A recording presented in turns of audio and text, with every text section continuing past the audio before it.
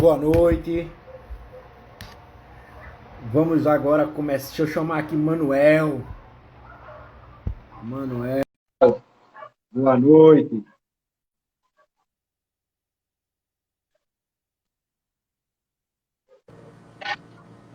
Diga, Boa meu caro, tudo bom? noite, tudo bom? Boa Consegue me ouvir noite. direito? Estou lhe ouvindo bem. Você me ouve bem aí, Pronto. tranquilo? Escuto também, tranquilo. Coisa boa, Manuel. Essa conversa aqui de hoje já estava já programada há um tempo, né? E é Sim, curioso, sim, porque muita gente me pergunta: é possível passar após o edital sair? Como é que se estuda após o edital sair? E aí eu fico na curiosidade, né? Querendo entrevistar alguém da linha 2.2, que foi a tua, que tu fez sim, a seleção e tudo mais, e alguém que estudou após o edital sair. E eu vi isso de perto, a sim, loucura que foi, e a felicidade que você ficou após passar na primeira sim. etapa. Eu falei, rapaz, vamos entrevistar o Manuel, porque ele é a melhor pessoa para falar sobre isso, né? Porque o pessoal Foi não acredita, loucura. né? O pessoal acha que só passa quem estuda o ano inteiro, aquele aluno Verdade. perfeito, né? De graduação, que tem um projeto já pronto. E quando na verdade não é assim, né? Com estratégia, com inteligência, claro, você tem inteligência para isso, você consegue fazer. Vamos ouvir a sua Sim, história, Manuel. Tudo bom? Como é que tá tudo aí? bom. Estou bem, queria agradecer primeiramente pelo convite, né, de estar podendo falar sobre isso aqui. Pesquisa é a minha paixão, então qualquer oportunidade que eu tenho para falar sobre isso, para mim é uma honra. Queria agradecer também a Mirella, inclusive, que foi quem me fez o convite. Não sei se ela está aqui, não vi ainda, que eu nessa Mira, live do ela apagou Instagram, o normalmente Instagram. eu fico meio. Ah, ela pagou, foi mesmo. Apagou o Mas Instagram. de qualquer forma fica aqui o registro do agradecimento à Mirella. E é Essa isso. entrevista vai entrar no YouTube, viu? Aí eu vou mandar Ah, para ela no pronto. YouTube. Então ela vai ver depois. Beijo, Mirella. Ô, Manuel, me diz uma coisa aí. Tu sois mestre agora. Quando foi que tu terminou Isso. teu mestrado? Como é que ficou a Eu situação terminei aí? no começo do ano, em fevereiro. Desse ano agora da pandemia. Esse ano agora, Coisa exatamente. boa. Antes da Coisa pandemia. boa, né? Um mês antes da pandemia, basicamente. Parece que tava Entrou adivinhando, né? Danilo aí também, que é aí do Corpus, da linha de civil, que me ajudou também nessa loucura. Essa loucura. Mas vamos lá. Pois Conta é. aí, Manuel. Tu sempre quis fazer mestrado. Como é que foi? Tu já tinha essa vontade? E como é que foi que tu decidiu fazer em Direito na Federal? Conta aí um pouquinho. Vamos lá, foi engraçado, porque primeiro, quando eu entrei na faculdade de Direito, eu, assim, entrei ainda não sabe. Sabe quando você entra, mas ainda não sei se eu tenho certeza se é isso que eu quero fazer. Mas eu entrei no curso, gostei e tudo mais, e eu entrei, acho que muito com a mentalidade que muita gente entra, vou fazer concurso, não sei o quê. Mas aí, na metade assim da faculdade, eu acho que eu estava no quinto, sexto período, eu resolvi fazer iniciação científica, o PIBIC lá da Católica, que eu Sim. acabei fazendo por 2 anos. E foi uma oportunidade muito boa, porque tive a possibilidade de entrar em contato com a pesquisa assim cedo, através da iniciação científica, e não só do projeto da iniciação científica, o relatório, mas de escrever, de apresentar resumo e artigo em congresso, de escrever artigo para edital de concurso de artigos. E nisso eu fui criando, né, esse gosto pela pesquisa, pela produção científica. E também, no meu último semestre lá na Católica, eu fiz também a monitoria em Direito das Famílias, que também me despertou esse sentimento pela docência. Eu gostei bastante da experiência. Engraçado, porque quando eu entrei na faculdade, eu acho que eu jamais imaginaria que eu ia querer ser professor. Mas quando eu saí da faculdade, isso para mim já era uma certeza. E eu acho que por esse contato com a vida acadêmica, começou a me despertar o interesse em fazer mestrado, que é uma coisa que também eu não tinha assim no começo, mas que fui desenvolvendo e comecei indo atrás, sabe? Fui olhando mais ou menos como era o edital, mas não sabia assim exatamente como funcionava. Foi engraçado. Eu terminei a minha graduação no começo de 2000, na metade de 2017, que eu terminei 2017.1. Uhum. E aí teve a formatura lá e tudo mais. Se eu não me engano, o edital, na minha época, ele saiu ali comecinho de agosto, metade de agosto, alguma coisa assim. E aí, quando eu abri o edital, eu fiz, eita, uma oportunidade. Ó, eu queria fazer mestrado, minha linha já era de direito civil, que eu sabia, assim, eu tinha afinidade com a área, especialmente direito das famílias, que foi até a área que eu resolvi fazer meu TCC lá na Católica. E aí saiu o edital, eu li, né, vi, assim, primeiro me assustei, né, porque quando a gente vê, assim, a bibliografia da linha de civil, tem, assim, uns 10 livros, livros de 800 páginas, livros de 600 páginas, livros que são difíceis de encontrar, e eu fiquei, meu Deus, e agora, como é que eu vou fazer essa prova? Fiquei meio perdido. Eu lembro que eu assisti uma live do Corpus Juris, que assim, logo que saiu o edital, comentando o edital, como era, tudo mais, a prova de conhecimento, a prova de línguas, tudo mais.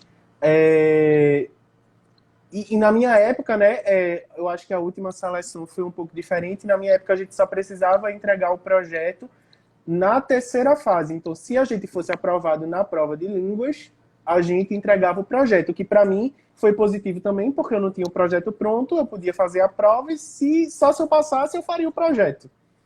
Sim. E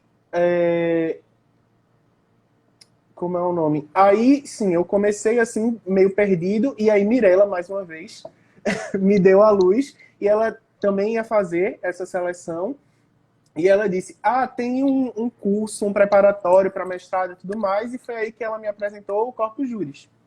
E aí eu entrei em contato contigo, tu me passou o contato de Danilo, e Danilo me ajudou aí a organizar essa loucura que se eu não me engano, foi um pouco mais curto o prazo na época do meu edital. Eu acho que eu tive mais ou menos um mês no total para me virar nos 30. Eu lembro assim, que você entrou após a primeira semana de aula, exatamente, mais ou menos do curso. Ou seja, já tinha uma semana que ele estava lançado. Exatamente. E você estudou, e tipo, a sua linha, Danilo fala muito pra gente, e assim, são quase 10 mil páginas de leitura, se você for ler tudo, né, do jeito. Mas aí tu fez um mês e passa na primeira etapa, mas diz aí, tu assistia a aula com o cara, tu fazia resumo, tu lia os livros. Vamos lá. Diga a verdade agora, você lia todos os livros que Danilo passava? Vamos lá.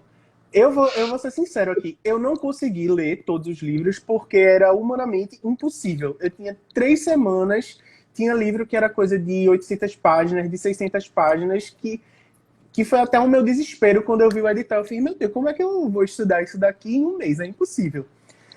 Mas, assim, para tudo, inclusive para a seleção de mestrado, eu acredito que a gente tem que ter uma estratégia. E digamos assim, as minhas leituras foram muito estratégicas. A gente tem que ter em mente que a bibliografia que tem lá no edital é uma bibliografia mínima. Significa que podem cair coisas que estão lá, muito provavelmente vão cair coisas que estão lá, pode cair, inclusive, coisas referenciando algum dos textos, alguma pergunta específica sobre algum dos textos, mas também pode cair uma pergunta mais abrangente que você não precisa necessariamente ter lido aquele texto para você responder. E, além disso, o edital ele não tem só a bibliografia, ele tem também os assuntos, os tópicos, né, os assuntos que podem ser abordados nas provas. O que significava que não necessariamente eu precisava estudar só a bibliografia, mas eu precisava dominar aqueles assuntos. Então, a minha leitura ela foi muito estratégica no sentido de que, por exemplo, alguns dos livros da linha de Direito Civil eram livros de obras coletivas, com vários temas. E eu tive a oportunidade de ler, digamos assim, artigos sobre todos os tópicos que estavam relacionados ao edital. Por exemplo, a minha área era Direito das Famílias, o livro, inclusive, indicado de Direito das Famílias era o livro do professor Paulo Lobo, que era um livro que eu já tinha a leitura dele, eu tinha acabado de fazer a monitoria de Direito das Famílias, então, digamos assim, eu dei uma revisada em alguns pontos, mas dei enfoque em outros. Isso também fez parte da minha estratégia, porque por ser uma área que eu dominava melhor, logo eu fui dar enfoque em outras áreas que, por exemplo, algumas coisas de parte geral a gente vê no começo da faculdade, e se a gente não está estudando sempre, tem coisas que a gente esquece, é inevitável isso. Então, meu objetivo para a prova era tentar, ao máximo, não ir zerado, digamos assim, em nenhum assunto. eu vou ler o máximo de doutrina referente a todas as áreas que estão sendo abordadas pelo edital e, digamos assim, essa foi a minha estratégia. Além disso, o Danilo também me passou alguns textos que não eram propriamente da bibliografia em si, mas que tinham a ver com os assuntos para direcionar a minha leitura, até porque a linha de direito civil lá na Federal, a gente precisa entender que ela tem uma divergência interpretativa dentro da linha. Existem alguns professores que seguem uma vertente e outros professores que seguem outra vertente. Então, é importante a gente ter esse conhecimento também, e Danilo também me auxiliou nesse processo de entender mais ou menos como é que funcionava, para eu poder me preparar. E eu acho que foi basicamente assim. Agora, eu tive 3 semanas, mas eu posso dizer que assim, foram realmente 3 semanas de estudo intenso. Eu só fazia isso. Eu realmente só me dediquei a isso. Até na reta final eu já estava um pouco saturado e eu fiz... eu sou muito da filosofia de não estudar em véspera de prova para ter um descanso mental também, para poder fazer a prova bem. Então, no último, por mais que eu não tivesse lido a bibliografia toda, eu tinha consciência que eu tinha feito o máximo que eu podia, né? Então, eu resolvi, o último final de semana antes da prova, eu resolvi descansar, porque eu já estava assim, num pico de, meu Deus, eu leio, e quanto mais eu leio, mais página tem para eu ler, e eu não vou conseguir ler essa página toda. Eu já estava assim, com a impressão de, eu não vou passar nessa prova mesmo, eu não consegui ler a bibliografia toda. Eu li de forma muito estratégica, mas, claro, era a minha primeira seleção, a gente fica com aquela insegurança, não tem como, porque você vê lá o edital, por mais que a gente saiba que o nosso estudo está sendo estratégico, a gente fica com aquela insegurança. Poxa, eu não li todos os livros do edital, se cair alguma coisa respectiva de algum livro que eu não li, eu tô lascado. Mas eu até aproveitei, digamos assim, esse final de semana para tirar isso da minha mente e com uma postura mais positiva, com a noção de que eu li o que eu tinha a capacidade de ler naquele momento e que também eu tinha estudado durante a minha faculdade toda, então, assim, eu tinha conhecimentos de bagagem que eu acumulei na monitoria, nas iniciações científicas que eu fiz, e fui com a cara e com a coragem para a prova, digamos assim. Quando chegou na prova, são 4 questões, né? A prova de conhecimentos. Eu já, assim, por mais nervoso que eu fico, geralmente, quando eu pego a prova, eu tento manter a calma e ser estratégico objetivo. E quando eu peguei, eu já vi que tinha 3 questões que eu sabia responder, assim, que eu tinha um domínio bom, que eu acreditava que eu poderia me sair bem, e uma questão que sabia, assim, mais ou menos. Aí eu prontamente peguei lá, respondi primeiras questões que eu sabia fazer.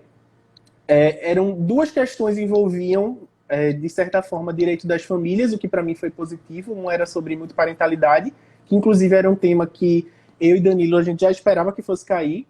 Danilo já tinha me dado esse toque, porque foi em 2017, o tema de repercussão geral sobre multiparentalidade foi de 2016, então já era um assunto que a gente esperava que fosse cair, digamos assim. Outra questão era abordando, se eu não me engano, alimentos gravídicos, direitos do nascituro, que, assim, também é uma área que eu gosto, envolve questões de direito de família, direito da personalidade, tanto que na minha dissertação, basicamente, as 2 grandes áreas que eu vi foi direito da personalidade e direito das famílias, e também um pouco de biodireito. Uma questão era sobre uso capião extrajudicial, envolvendo teoria do fato jurídico e pessoa com deficiência, que, curiosamente, eu fiz 2 anos de PIBIC sobre direitos das pessoas com deficiência. Então, eu fiz, meu Deus, só pode ter sido Deus aqui que mandou essa prova aqui para eu fazer, porque... E a última era uma sobre responsabilidade civil, que eu estava assim, mais ou menos, mas eu tinha lido coisas sobre responsabilidade civil, como eu disse.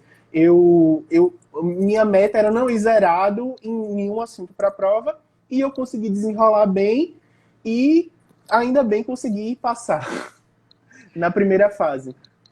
A prova foi para você, né? A prova foi para você, praticamente. Foi. Agora, fazer uma pergunta para você, técnica. Você leu e fazia resumo, ou lia, grifava, ou era no computador? Como é que tu lia os livros? Como é que era? No começo, eu comecei tentando ler e fazer resumo. Só que aí eu percebi que ia se tornar inviável, porque tinha o tempo que eu perdia com a leitura e o tempo que eu perdia fazendo o resumo. Se eu só lesse, isso não... eu provavelmente ia perder mais tempo, eu não teria conseguido ler, talvez, o tanto que eu consegui. Então eu passei só a ler grifando. Eu sempre gosto muito de grifar. Toda vez que eu estudo, não tenho esse apego com o livro, eu grifo de marcar texto mesmo, porque para mim isso ajuda a fixar. E eu peguei até uma dica de Danilo, que era, por exemplo, colocar uns post-its ao longo da leitura, fazendo um breve resumo sobre algum tópico. Sei lá, aqui ele está falando sobre isso, sobre aquilo, para também pegar, digamos assim, deixar lá pontos estratégicos de coisas importantes que, se eu quisesse revisar depois, eu conseguisse. Foi basicamente assim, foi na loucura. Mas deu certo, ainda bem. E estou aqui para provar que dá para passar também depois do edital. Tudo bem que eu acredito que eu tive um pouco de sorte também, que a prova me favoreceu nesse sentido. Mas, enfim... Também, se eu não tivesse o estudo, eu não conseguiria passar do mesmo jeito. Então... Isso quer dizer, tem uma bagagem também, né? Exatamente. Você não foi franco-atirador, tipo, fiz uma faculdade ruim, nunca vi nada daquilo, cheguei lá e caí de paraquedas. Não foi também assim. Você tem uma bagagem que você tinha, mas não sabia como era para a prova, né? Aí Exatamente. você estudou. Agora foi aquela coisa, foi foco, né, de última hora. E uma coisa curiosa, Manuel, a maioria dos alunos da gente que passam são os que fazem um curso pós-edital. Por incrível que pareça. Porque os que fazem um curso regular, geralmente, acabam desistindo, cansa, porque é muito longo, muita leitura. É cansativo, é verdade. É cansativo você for ler muita coisa. Então, os alunos que fazem o regular e o intensivo, ou só o intensivo, a taxa de aprovação é um pouquinho maior. Por incrível que pareça. Então, assim, eu fico impressionado quando eu vejo uma história como a tua, que eu vejo assim, pô, o cara foi lá com faca nos dentes, não leu tudo, não deu para aprofundar tudo, e conseguiu passar, e conseguiu entender a prova, e ainda tinha fé que ia conseguir, porque ia dar no máximo. Então, assim, isso pra mim mostra que muito mais do que você ter aquele tempão, porque tem gente que tem, né, as canetinhas bonitinhas, todos os livros, mas não tem nem a mentalidade e nem o foco de olhar e dizer assim, rapaz, agora é faca na caveira. Né? Ô, Manuel, me diz uma coisa, aí tu passou na primeira etapa, massa. Exato. E prova de línguas? Como é que foi a prova de línguas? Vamos lá. O estudo a prova de e línguas, a prova. no edital que eu fiz também, era um pouco diferente, porque na prova que eu fiz, ela não era só eliminatória, ela também era classificatória. E também, na minha época, não tinham retirado espanhol. Então, tinha italiano, alemão, francês e inglês. E aí, eu botei inglês, porque era a língua que eu tinha estudado minha vida toda, que eu sabia. Eu fiz até um curso de inglês durante a faculdade para fazer o FCI. E eu lembro que eu vi a live do Corpus Juris para tomar cuidado, por exemplo, se você não se sente fluente em inglês e tudo mais, faça outra língua. Mas eu lembro que eu fiz, não tenho condição, tipo, se eu não fizer inglês, aí é que eu não passo mesmo, porque eu não sabia nenhuma das outras línguas. Até durante o mestrado, depois eu fiz um curso de italiano básico, estou querendo voltar agora, gostei muito da língua, mas na época eu só sabia inglês, eu fui na cara e na coragem, né? Vamos embora, vamos no inglês. E aí, a minha preparação foi basicamente um professor de inglês instrumental, que até foi uma indicação de Robionce Lima, que me indicou, que ela estava fazendo curso com ele na época. E eu acho que minha preparação foi tipo de 2 semanas, eu acho. Aí ele me mandava textos, eu traduzia e o que eu fazia, né? Ele me mandava os textos, geralmente tipo, deixava o meu celular no modo avião, tudo, deixava aqui de lado e sempre cronometrava o tempo que eu demorava para traduzir aqueles textos. Porque a prova de idiomas ela é muito rápida, são só 2 horas. Se você piscar, passou ali as 2 horas e você se ferra. Tem que ter cuidado com essa etapa por conta disso. Eu acho que o principal complicador é o tempo na prova de idiomas. Apesar de que mudou um pouco, na minha época era tradução de texto, a última, se eu não me engano, foi prova fechada, Mas, enfim, como eu sabia que o tempo era um fator crucial nessa prova, o que eu fiz foi sempre estar traduzindo e cronometrando para eu ter mais ou menos uma ideia de quanto tempo eu levava para traduzir um texto. Então, a gente começou com textos menores, depois ele me mandava uns textos maiores e a gente teve 2 encontros presenciais para ele me dar uns toques assim sobre algumas coisas de vocabulário, essas coisas. E fui. E, assim, não, sinceramente, não tive problemas. Eu acho que a prova na minha época também foi tranquila, não, o texto não era tão difícil assim, e eu acabei até rápido, assim. Foi tranquilo, não tive grandes problemas, não. Na prova de línguas, né? Porque em inglês Uhum. a gente avisa sempre, porque é muito traiçoeiro, né? Tem gente Sim, que é muito bom e reprova sim, e a banca não abre, os recursos não são exatamente. providos. E É, tem gente que consegue tirar uma nota muito boa, tipo, tem verdade. que, assim, não tem muita explicação a prova de inglês. Eu confesso que é Meu meio medo, meu decepcionante. medo era esse, justamente por causa disso, porque muita gente, inclusive, se eu não me engano, na minha linha, 3 pessoas já aprovaram na prova de línguas. Por aí. Na primeira fase tinha passado 9 pessoas e eu acho que ficaram 6 para a última fase. Vê. Então, Aí assim, já é um peneirão você colocar exatamente. um idioma que você não domina.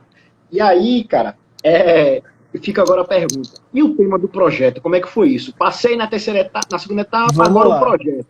Quanto vamos tempo? Vai lá. dizer para mim que fez uma semana, pelo amor de Deus, né? Não, 3, não fiz 2, em uma 1. semana. Assim, eu eu não vou mentir que eu saí confiante da prova de inglês porque eu tinha achado que eu tinha feito uma prova boa, mas mesmo assim eu tinha ficado. A gente fica receoso, né? A gente não sabe como vai ser a avaliação e tudo mais. Diferentemente da primeira para a segunda fase, que eu realmente esperei sair o resultado, porque eu não tinha certeza se eu ia passar ou não. Eu esperei sair o resultado para começar me preparando para a prova de inglês. Nessa do projeto, como eu saí um pouco mais confiante da prova, eu fiz, não, então, para não ficar muito apertado, porque eu acho que o resultado saía quando o resultado saía, ficava muito apertado para fazer o projeto. Se eu não me engano, ia ficar 2 semanas para fazer o projeto. Então eu fiz, não, vou fazer logo, vou logo começar fazendo, porque também se não passar, já fica pro ano que vem. Então comecei fazendo o projeto, peguei o tema do meu TCC, o que já ajudou um pouco. Peguei aquele tema e dei uma aprimorada. Eu acrescentei digamos assim, modifiquei o recorte. No meu TCC, eu pesquisei sobre o recurso às técnicas de reprodução humana assistida nas famílias homoafetivas. E aí, para o meu projeto, que foi inclusive o projeto que eu mantive até o final do meu mestrado, que algumas pessoas mudam lá dentro também, é importante frisar isso, que não necessariamente o projeto que você entra é a dissertação que você vai escrever no final. Algumas pessoas mudam de tema. No meu caso, eu mantive até o final porque eu sabia que era o que eu queria pesquisar desde o começo. Sim, aí eu peguei e acrescentei também a temática das pessoas trans e a adoção. E aí fiz a primeira versão do meu projeto, e aí até quem me auxiliou revisando o projeto foi a professora Maria Rita de Holanda, lá da Católica, que eu fui monitor dela. Ela fez o doutorado dela lá na Federal.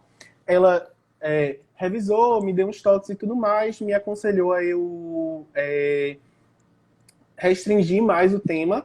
E aí eu escutei ela, acabei restringindo só para reprodução humana assistida e acabei levando isso também até o final da minha dissertação, mas mantive a temática das pessoas trans, porque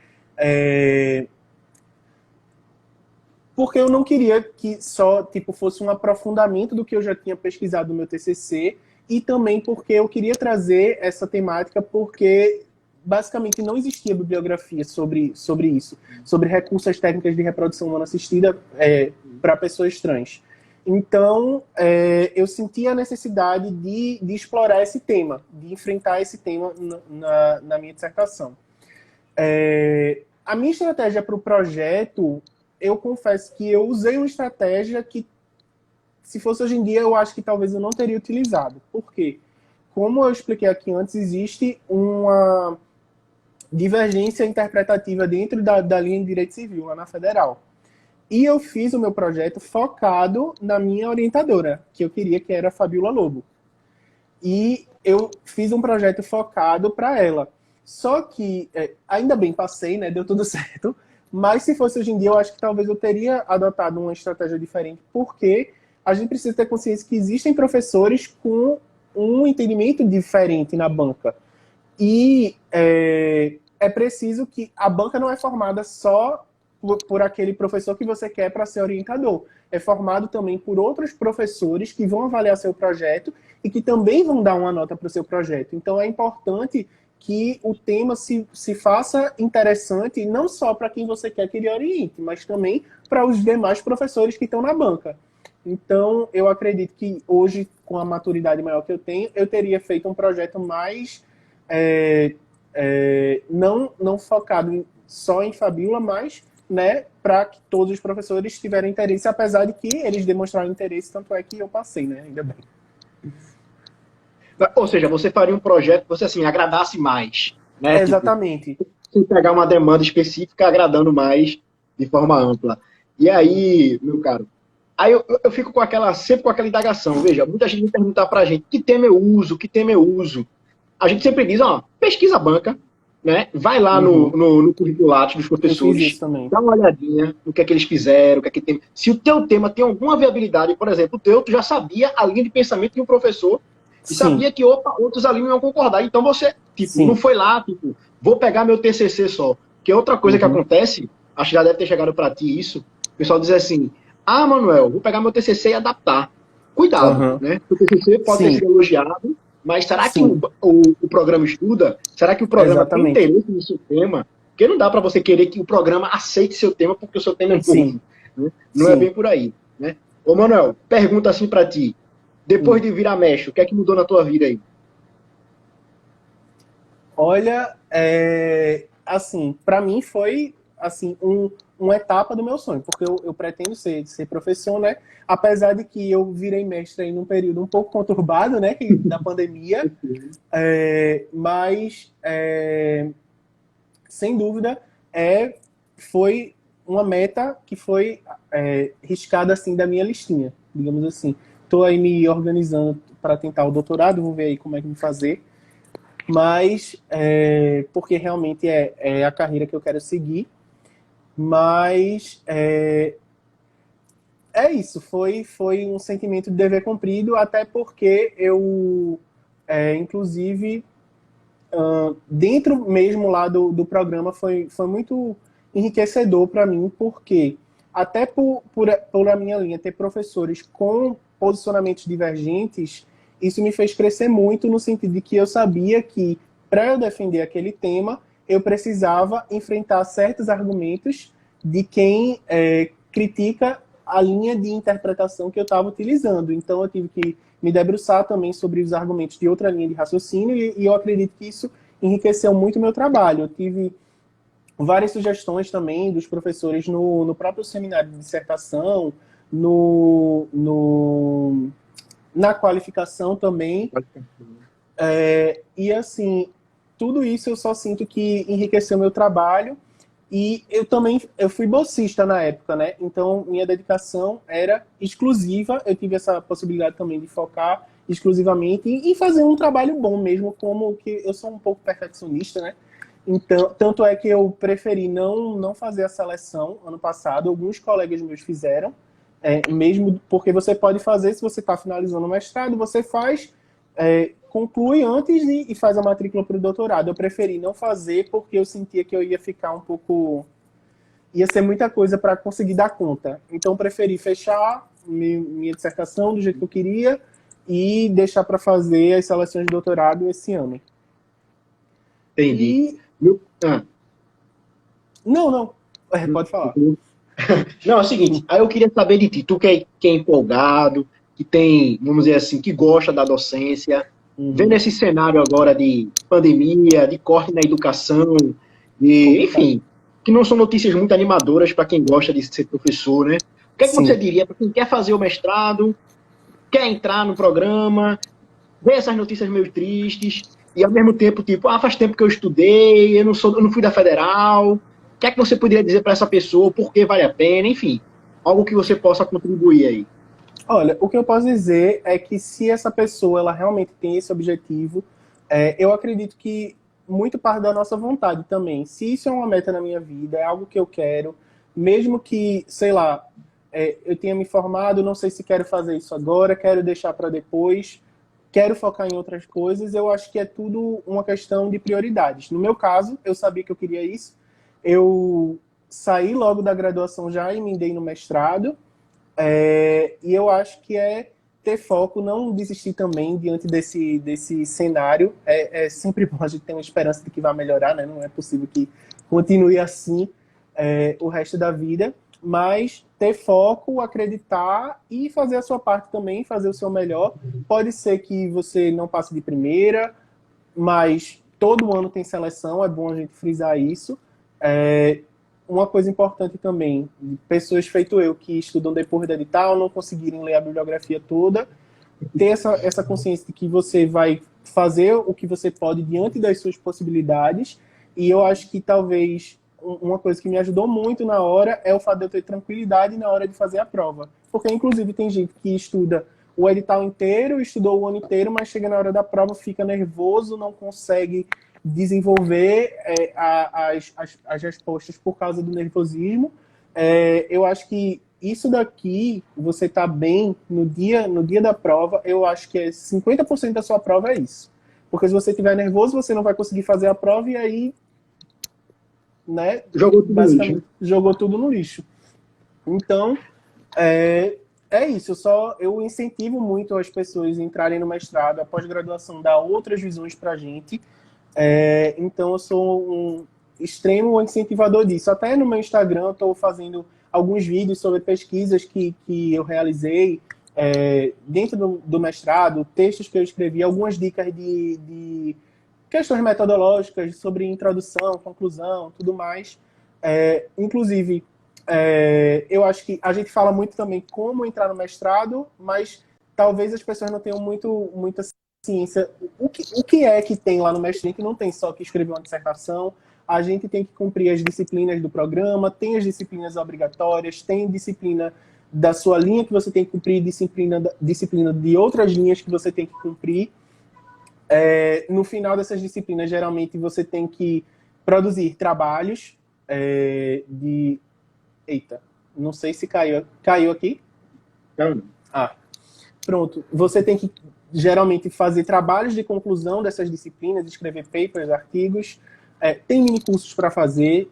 Lá no programa da Federal, especificamente, todo mundo, para poder defender a dissertação, tem que ter publicado, se eu não me engano, ou em capítulo de livro, ou em revista, alguma coisa assim, ou ter submetido.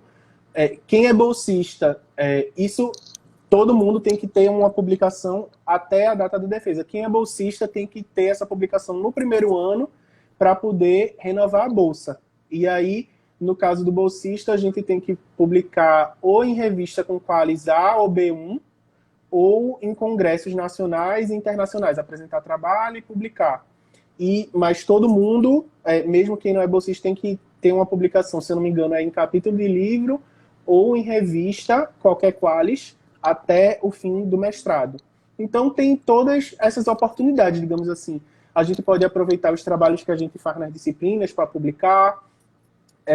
Isso também vai gerando na gente um amadurecimento na própria escrita. A gente pode aproveitar os trabalhos das disciplinas para já ir fazendo alguma parte da nossa dissertação. Então, assim, tem muita coisa que a gente faz dentro do mestrado. Não é só dissertação, tem uma infinidade de coisas. Eventos para participar, para organizar também eventos. Então, é muito, muito interessante. Eu estimulo muito a que as pessoas façam. Principalmente se você tiver essa meta, siga em frente.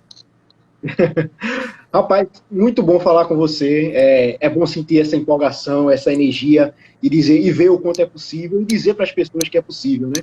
Porque Sim. Acaba vindo gente de tudo quanto é idade, quanto tempo de estudo, e sempre acha, não vou conseguir porque fulano tem 20 anos, acabou de se formar. Cara, Verdade. É uma pessoa, né? Não é todo mundo assim, né? Não é nesse jeito. E lá dentro é outros 500, são outros 500. Então, assim, acreditar, como você falou. Na minha turma tinha gente em todos os estágios da vida, digamos assim. Era uma Todos turma estão muito diversa. ajudando. Tinha gente que tinha acabado de sair da faculdade, que nem eu, tinha gente que já estava trabalhando há um tempo, já estava advogando ou nos seus concursos, tinha gente bem mais velha na minha turma, então é uma turma muito heterogênea. Heterogêneo. E é muito bom esse momento. Então, assim, eu agradeço demais, tá, a tua participação aqui hoje. Tenho certeza que Eu vai que inspirar agradeço. muita gente. A gente Espero. vai colocar esse vídeo no YouTube e compartilhar por aí. E, enfim, eu tenho certeza que também, se quem precisar tirar dúvida contigo, né, tu vai estar disponível para Com tirar, porque, certeza, enfim, a pode gente acaba ficar à entrando vontade. numa via de mão dupla, né? Acaba entrando numa via de Sim, mão dupla, né? verdade. Porque você já foi ajudado, Uhum. você ajuda, e por aí vai. A gente também Com acaba ajudando certeza. muita gente, porque Sim, não é com só o certeza. dinheiro que faz parte do serviço. Manuel, um Uhum. abraço para tu, te cuida, espero Um você no abraço também. doutorado e Se Deus quiser. a gente se vê por aí. Até Tá mais, tchau, bom. Muito tchau. obrigado. Tchau, tchau. Obrigadão.